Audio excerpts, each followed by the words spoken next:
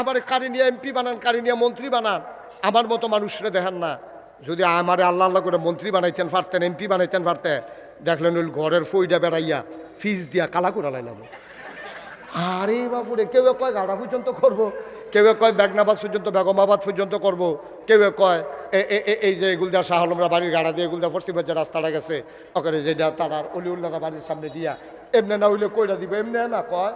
আর এবারে দিকে অকরে ঘরের ফইটা বেড়াই বলে ফাঁকা করে লাগবো ফলা হয়নি।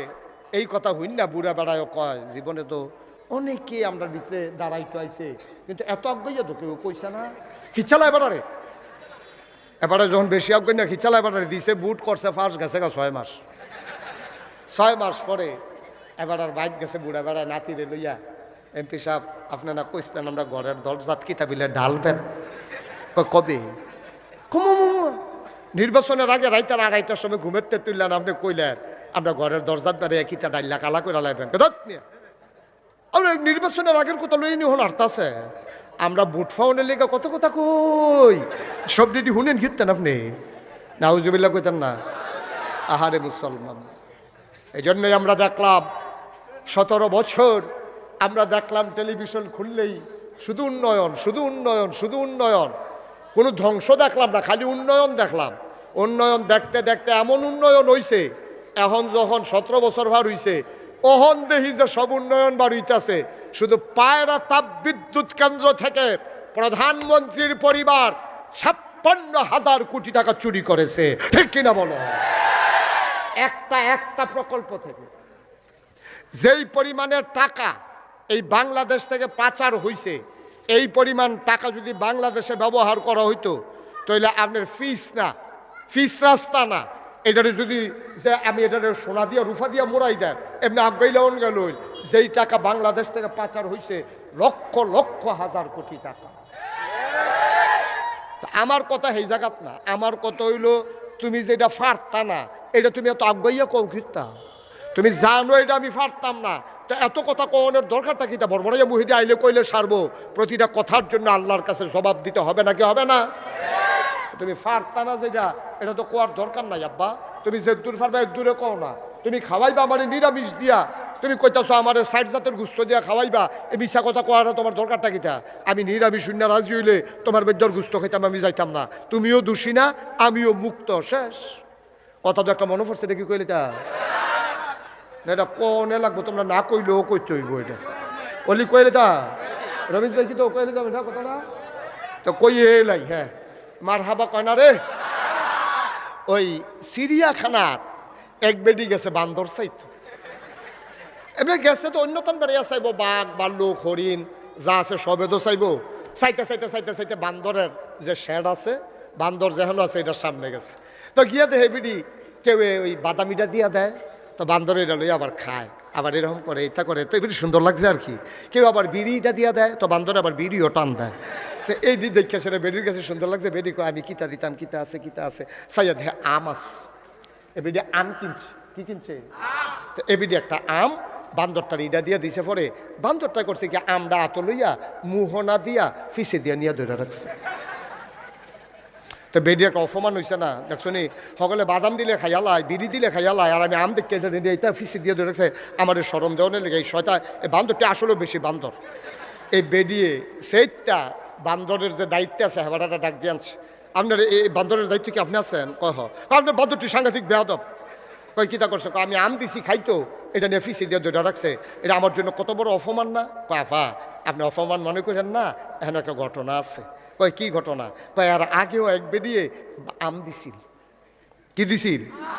এর আগে এক বেডিয়ে এই বান্দর আম দিছে, আম দেহতে এটা বান্দরে করছে কিতা আস্তা আম ডুব গিল্লা লাইছে, না শুইল্লা না চাবাইয়া আস্তা আমার আমরা আছিল কাঁচা, এখন ডুব গিল্লা লাইছে, পরে আম দেওয়ার অজময় না, এখন এটা তো বার হয়ও না।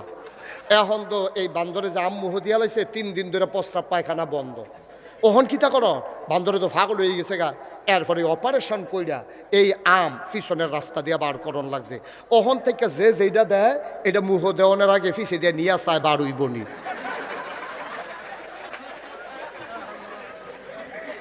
যদি দেখে যে বার হইব তো হইলে মুহ দেয়, না হইলে হালাই দেয়। বান্দরেরও একটা আহল আছে, বান্দরেরও একটা বুঝ মুসলমান, চিড়িয়াখানার বান্দরেরও বুঝ আছে, আমার দেশের নেতার বুঝ নাই, ঠিক কিনা?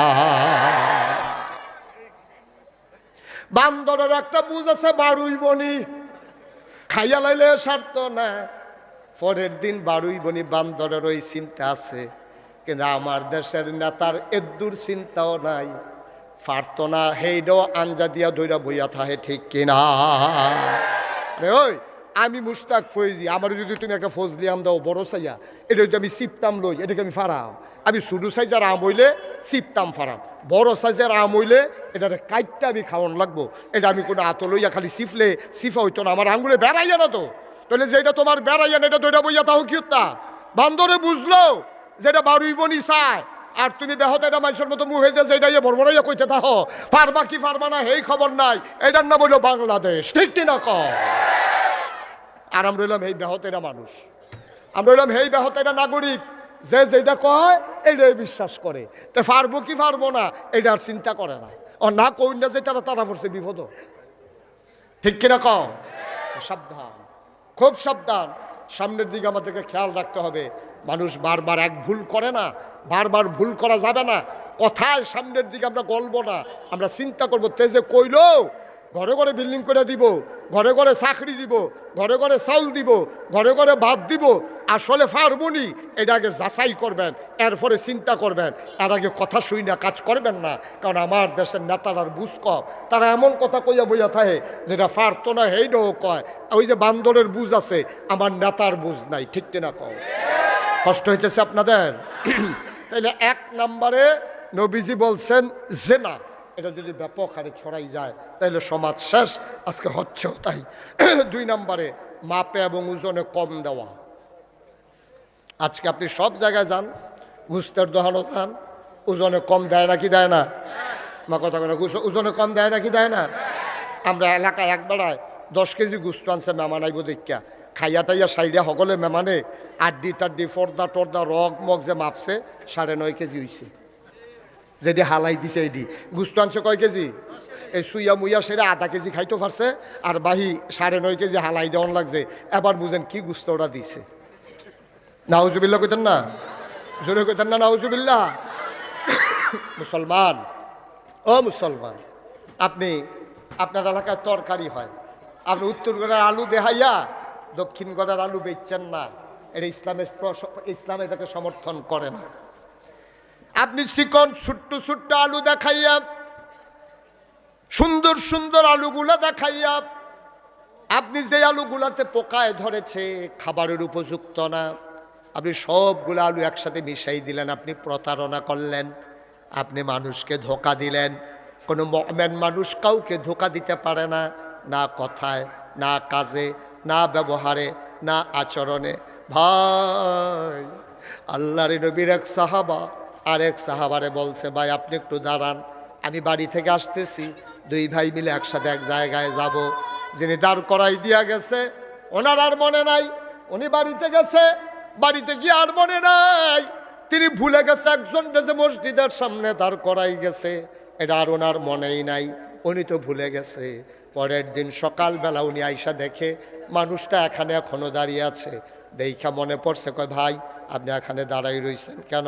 কয় ভাই আপনারা বলছিলেন এখানে দাঁড়ানোর জন্য আপনি আসতেছেন, আপনি আসেন নাই, এই জন্য আমি যাইতেও পারি না। আয় ছেলে, আয় আয় ছেলে, বসো। উঠছো কেন তুমি?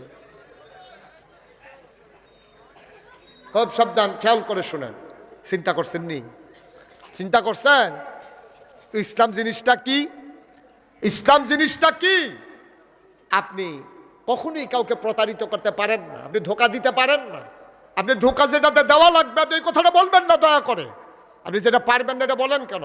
আপনি কেন বলছেন যে ভাই চিন্তা করো, তুমি ঘরের কাম শুরু করো, আমি তোমার দিকে খেয়াল রাখাম? তো কি খেয়াল রাখবে?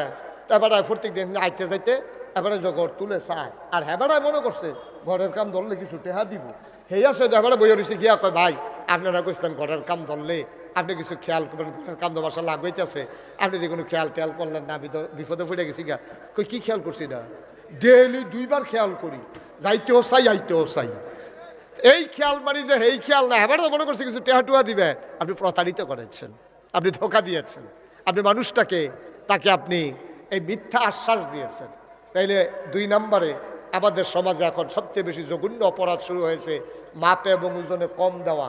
এটা কিন্তু আমাদের জঘন্য কারবার। আপনি জায়গা কিনছেন, শহরে যদি 5 শতক জায়গা কিনেন, আপনি 5 শতক জায়গা বুঝতেইতেন পারতেন না। আপনি দেবিদ্যারের জায়গা কিনেন, এই জায়গার মেলে তো শহীদ ভাই কত করণ লাগে।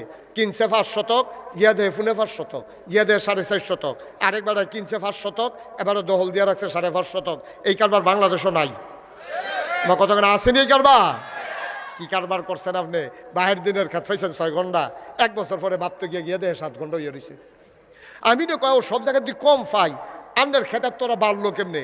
এবারে আইস দিয়া কয় কস কাটতে কাটতে সারিগুল দিয়া বছর খানেকের মাথাত এবারে 1 ঘন্টা বাড়াই লাইছে, 6 ঘন্টার 7 ঘন্টা বানাই লাইছে।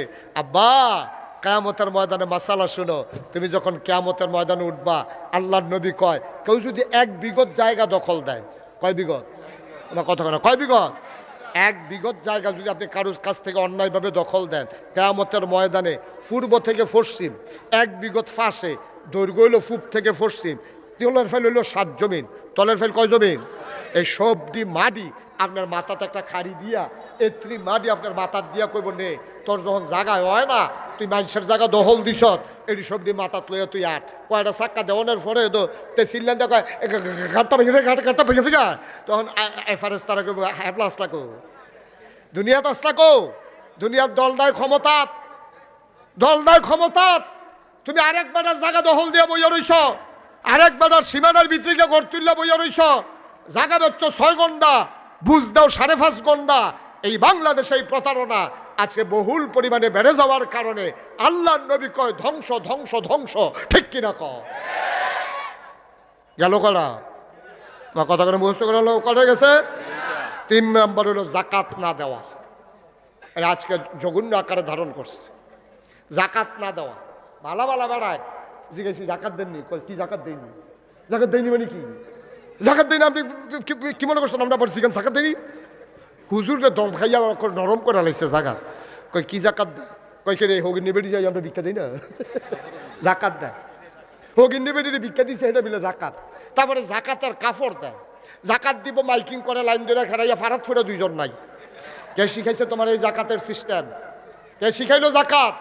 আল্লাহ তাবারক ওয়া তাআলা এই একটা আয়াতের ভিতরে আকিমুস সালাহ ওয়া আতুজ যাকাত, জাকাতের এত গুরুত্ব, নামাজের লগে লগে জাকাতের কথাও আল্লাহ কোরআনে তুলে ধরেছেন। কিন্তু আমরা জাকাত দেই না।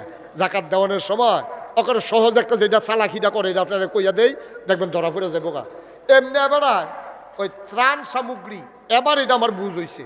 আমি যখন এই গত বন্যায় উত্তরগুলো আবদারপুর দিয়া যে ভাঙ্গা পড়লো, আমি আমার মসজিদের নিচতলাত একটা কেন্দ্র কইরা আমি একটু ঘুরা চাইলাম মানুষের কেমনে কি দেওয়া যায়।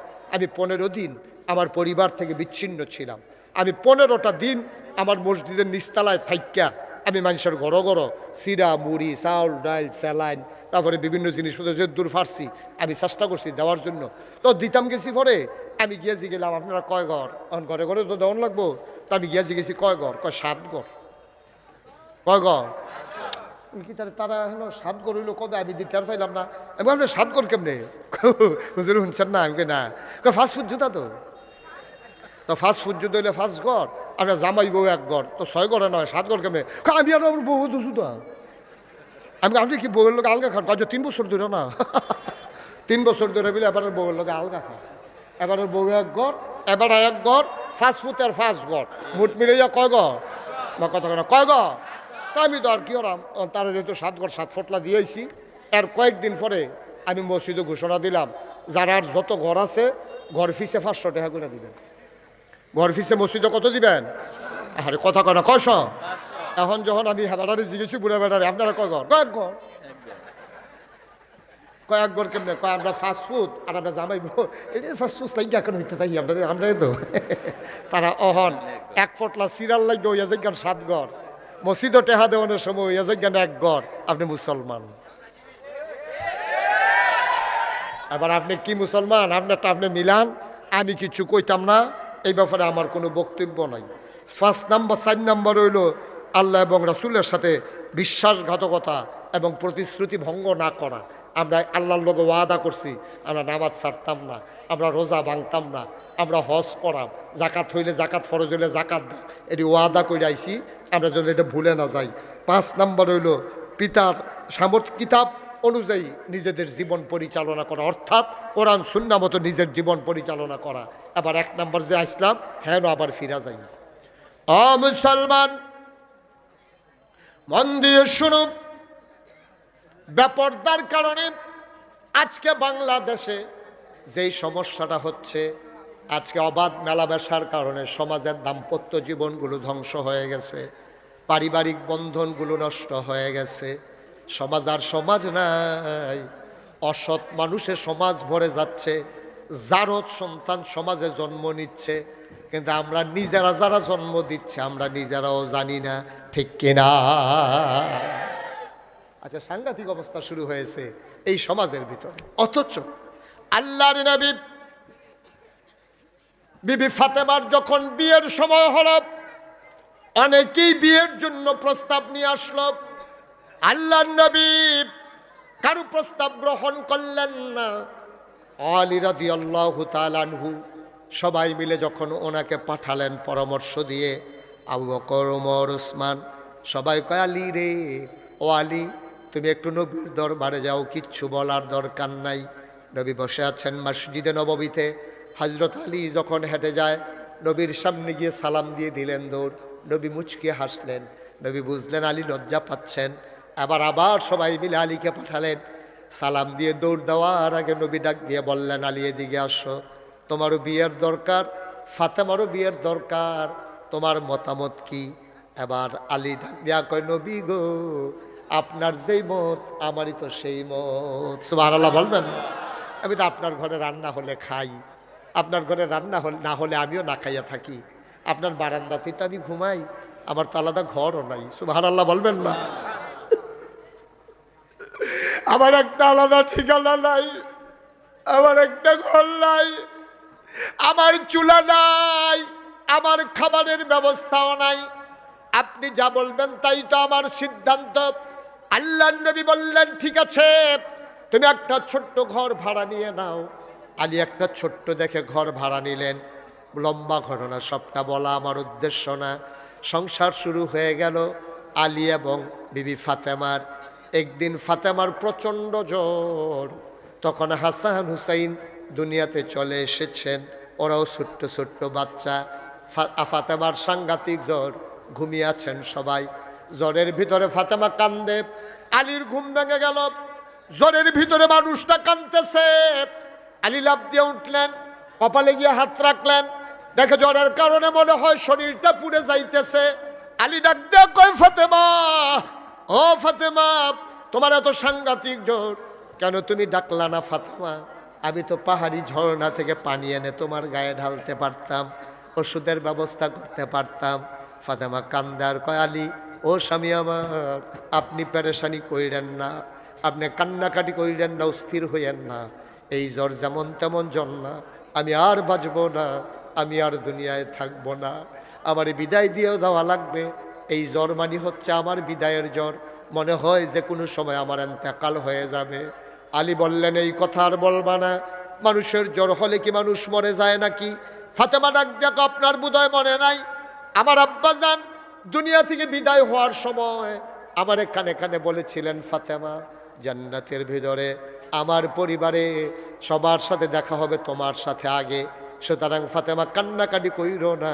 সেই দিন বুঝেছিলাম আব্বার ইন্তেকালের পরে আমি ফাতেমার বেশি দিন দুনিয়ায় থাকব না।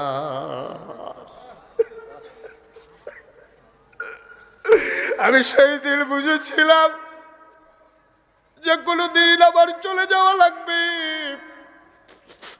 আমার আব্বা বলেছেন সবার আগে থেকে আমার সাথে দেখা হবে। আলী, আমি বোধহয় চলে যাব, যাওয়ার আগে আপনার একটা স্বীকৃতি লাগবে, আমার একটা সার্টিফিকেট লাগবে। কয়, ফাতেমা কি জানতে চাও বলো? আব্বা বলেছেন যেই স্বামী তার স্ত্রীকে ভালো বলে এই স্ত্রীটা নাকি আসলেও ভালো। আপনি একটু দয়া করে বলে দেন আমি স্ত্রী হিসেবে কেমন মানুষ। এবার আলী হাতে ধরলেন, চোখের পানি ছেড়ে দিয়ে কাঁদতে শুরু করলেন। আলী ডাক দেয়া কয়, ফাতেমা, ফাতেমা গো, জীবনে জীবনে আমি অনেক মহিলা দেখেছি, অনেক সংসার দেখেছি, সাহাবাদের সংসার আমার জানা।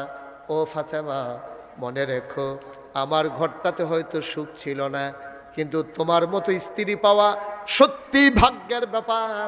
কত মানুষ তোমারে বিয়ে করার জন্য নবীর কাছে প্রস্তাব দিছে, কিন্তু নবীজি রাজি হয় নাই। আমারে পছন্দ করছে, আমার বড় কপাল, নবীর আদরের কন্যা আমার স্ত্রী, তোমার মতো স্ত্রী আর হয় না।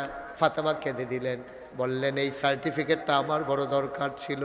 আলী আবার ডাক দেয়া কয়, ফাতেমা গো, আমার থেকে কথা আদায় করে দিলা, তোমার কথাটাও আমার জানা দরকার।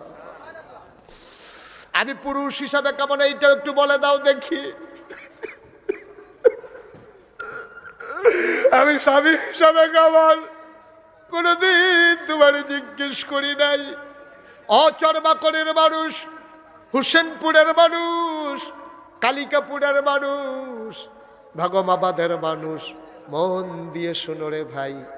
এবার ফাতেমাকে আলী জিজ্ঞেস করলেন, ও ফাতেমা, আমি স্বামী হিসেবে কেমন? আলী এবার ফাতেমা হাতে ধরে কয়, আলী, ও আলী, কোনোদিন একটা নাকের ফুল, কানের দুল, গলার মালা, হাতের মালা, বেনারসি কাথান, আপনি আমার জন্য মজার খাবার হয়তো কোনো কিছুর ব্যবস্থা করতে পারেন নাই, কিন্তু আমার ঘরটার ভিতরে কোনোদিন সুখের অভাব হয় না।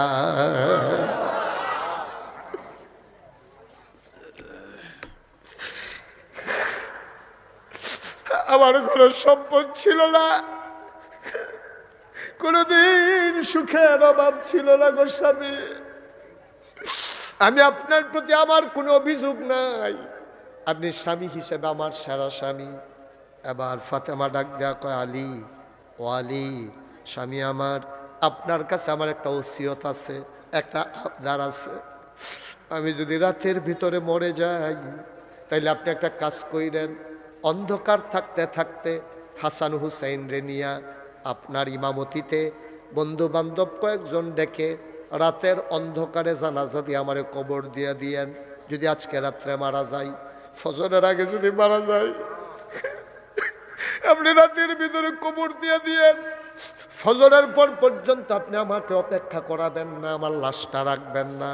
আলী আবার কান্দে আর কয়, ফাতেমা, ফাতেমা, তুমি হইলা নবীর আদরের কন্যা, নবীর 4 জন মেয়ের ভিতরে নবীজি তোমারে আদর করছে বেশি, তোমার সুনামও বেশি। আয়েশাও কইছে, নবীর স্ত্রী আয়েশা তোমার আম্মা, উনি বলেছেন ফাতেমারে দেখলে মনে হইতো ফাতেমা হাঁটে না, মনে হইতো যেন নবীজি হেঁটে যায়। ওনার কথা, ওনার আচরণ, ওনার খাওয়া দাওয়া, ওনার হাসি, ওনার চালচলন নবীর সাথে হুবহু মিল ছিল। চেহারাও ছিল নবীর চেহারার সাথে অনেকটা মিল। মুফাসসিরিনে কেরাম, মুহাদ্দিসিনে কেরাম কয় এটার কারণও আছে। কারণ হইল 3 মেয়ে, খাদিজা রাদিয়াল্লাহু তাআলা আনহার ঘরে 4টা মেয়ে, জয়নব, রুকেয়া, উম্মে কুলসুম, ফাতেমা। এই 4 মাইয়ার ভিতরে 3 মাইয়া বড় হয়ে গেছে গা খাদিজা আম্মা, মাদার আম্মা খাদিজা থাকতে থাকতে। কিন্তু যেই দিন খাদিজা আম্মাজান খাদিজা ইন্তেকাল করে, তখন ফাতেমা ছিল ছোট মানুষ। ফাতেমা তখনও বুঝে না মা কারে কয়। এখন যে মা যে ইন্তেকাল করছে, ফাতেমা মার গালো ধরে ধরে কান্দে, আম্মা, আম্মা, আম্মা, তুমি যে কথা কও না আম্মা, আমার কে গোসল করাবে, কে আমার চুলের ভিতরে সিঁথি কেটে লাল ফিতা বেঁধে দেবে, কে আমার ঘুম পাড়াবে, কে আমার লোকমা দিয়া খাওয়াবে। নবীজির কোল যারা এমনি ফাইটা গেছে। আর এরপরে ফাতেমার এই কথাগুলো শুই না নবীজি একেবারে অস্থির হয়ে গেলেন, টান দিয়া বুকের সাথে মিশাইয়া ধরে কয়, ফাতেমা, ও ফাতেমা, আম্মু নাই কি হয়েছে? আমি আছি না, আমি ঘুম পাড়াবো, আমি গোসল করাই দেব, আমি তোমার চুল আশ্রে দেবো, লাল ফিতা বেঁধে দেবো। সুবহানাল্লাহ বলবেন না? দুজাহানের বাদশা নবী, আপনি কল্পনা করতে পারেন? দুজাহানের বাদশা নবী, এই নবীর মেয়ে সত্যিকার অর্থেই তিনি নবীরে ফাতেমারে বুকের ভিতরে শোয়াইয়া আস্তে আস্তে ঘুম পাড়াই দিতেন। মুফাসসিরিন মুহাদ্দিসিনে কেরাম কয়, নবীর যে নবুয়তের ওমটা, নবুয়তের যে গরমটা, এটা ফাতেমা যত পাইছে কোনো মেয়ের আর পায় নাই। সুবহানাল্লাহ বলবেন না? অন্য মেয়েরা নবীর এত সংস্পর্শ পায় নাই, এত আদর পায় নাই, এত মায়া পায় নাই। ফাতেমা যেই মায়াটা পাইছে, এই জন্য নবীজি ফাতেমারে আদর করতেন বেশি। ফাতেমা আব্বা ছাড়া কিছু বুঝতো না। নবী যখন যুদ্ধে যেতেন, কোথাও সফরে যেতেন, সবার কাছে বলা শেষ কইরা তারপরে ফাতেমার কাছে সবার শেষে বলতেন। আবার যখন বাইরে থেকে আসতেন, সবার আগে ফাতেমার কাছে আসতেন, ব্যাগটা খুলে দিতেন, ফাতেমা তোমার যেটা পছন্দ হয় এটা আগে নেবা, তারপরে আমি অন্য বাচ্চাদেরকে দেব। ফাতেমা এমনই লক্ষ্মী মেয়ে, একটা জিনিসও ধরতেন না, বলতেন আব্বা আমি সব আগে অন্যদেরকে দেবেন।